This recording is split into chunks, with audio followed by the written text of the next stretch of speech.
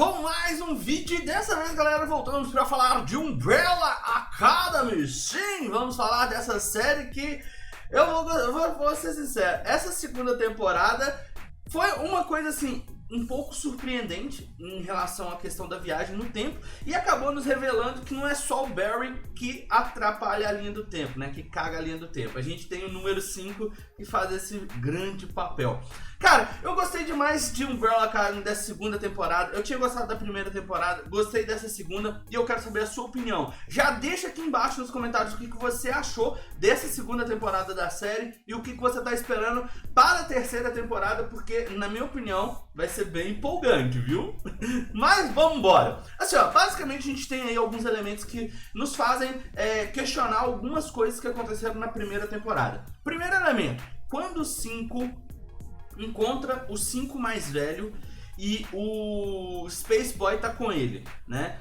Ele acaba meio que convencendo o 5 mais velho a entrar no Vortex. Só que aí vem alguns elementos. Como a gente viu na primeira temporada, o 5 aparece, entra no Vortex e acaba chegando lá junto da família dele mais novo. E aí acontece aquela coisa toda do apocalipse, então ele acaba tentando impedir o apocalipse e de certo modo ele conseguiu, mas acabou levando o apocalipse para 1963. Aí são alguns pontos que fazem a gente questionar algumas coisas da primeira temporada, como eu falei. Primeiro, cada um foi jogado em um determinado momento entre 1960 e 1963. Deixando a gente ali meio que naquela questão assim, pô, por que eles colocaram tanto tempo assim de diferença entre um e o outro e tal?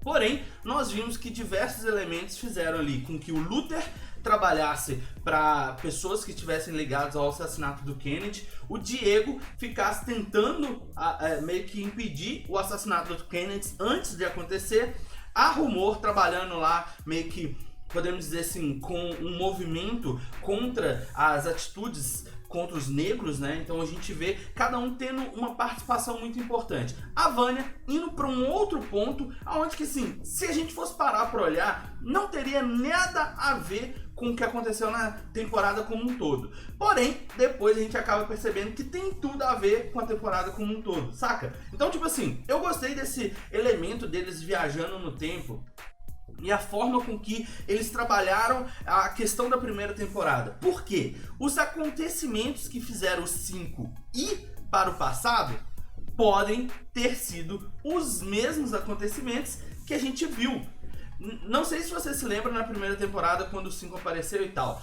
Nessa temporada ele estava tentando fazer de tudo para evitar um encontro com ele mesmo vamos dizer assim, mais velho, né? E isso deixa claro quando ele começa a se preparar para encontrar. Ou seja, ele já sabia que aquilo iria acontecer. Então é aquele negócio, quando se trata de viagem no tempo, a gente tem essas questões de paradoxo temporal e coisas que podem acontecer. Então às vezes a gente pode interpretar que o número 5 foi o causador de tudo em relação aos acontecimentos tanto da primeira quanto da segunda temporada, para a questão de viajar no tempo, porque ele não era para ele viajar no tempo. E um outro ponto deu a entender que o senhor Reginaldo, né, o senhor Monóculo, já sabia de tudo que poderia acontecer na primeira temporada. Sempre deu a entender, porque ele sempre falou com o 5 para não viajar muito tempo no tempo. Não viajar muito tempo no tempo. Nossa senhora. Mas, desculpe a redundância, mas é mais ou menos isso. Então a gente viu que ele já sabia praticamente quase tudo que ia acontecer. Já sabia até mesmo quais seriam os garotos com superpoderes que ele iria encontrar e que ele iria adotar. Então assim, deixa a gente entender que talvez tudo aconteceu porque aconteceu na segunda temporada, porque eles encontraram o Reginaldo, porque eles fizeram esse contato ali, basicamente, né, mostrando os poderes de cada um, e isso fez com que ele buscasse essas crianças. Claro que a gente teve muito mais crianças, um exemplo mesmo, a namorada do Diego, ela era uma das crianças especiais ali mesmo, da mesma forma que o 5, a Romô, o Diego, o Klaus, o Ben e todos os outros. Então a gente fica pensando assim, então Por que ele mudou quando a gente viu eles voltando pro futuro? A gente viu que agora era Academia Sparrow e não mais Academia Umbrella. Por quê? Como o próprio Reginaldo falou no episódio, quando ele encontra vamos dizer, o Space Boy, ele fala que o tempo é apenas questão de probabilidades e escolhas, né? Então ele deixa claro que às vezes pode ter uma escolha que vai fazer uma diferença na vida deles. E como a gente viu, ele fez uma escolha em não usar Umbrella Academy, usar Sparrow Academy, e isso fez com que o Ben continuasse vivo, ou seja, mudando completamente o futuro. Inicialmente, eu vou ser sincero com vocês, eu pensei que aquilo seria uma linha do tempo alternativa, que a gente estivesse trabalhando com múltiplas linhas do tempo. Não seria meio que um multiverso, mas o mesmo universo com diferentes linhas do tempo.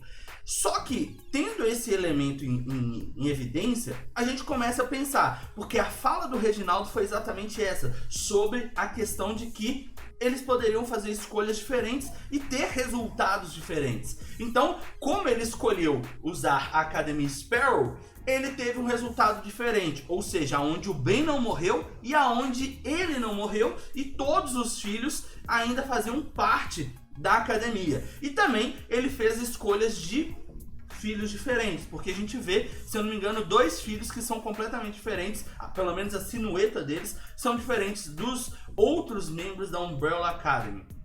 Então isso já deixa claro que ele realmente fez uma escolha diferente no futuro dele, porque ele já sabia as coisas que poderiam acontecer e as consequências dessas coisas. Porque se não fosse a escolha dele pelas crianças, talvez ele não teria acontecido o apocalipse no passado e nem no futuro. E pelo que a gente vê, foi mais ou menos isso que aconteceu.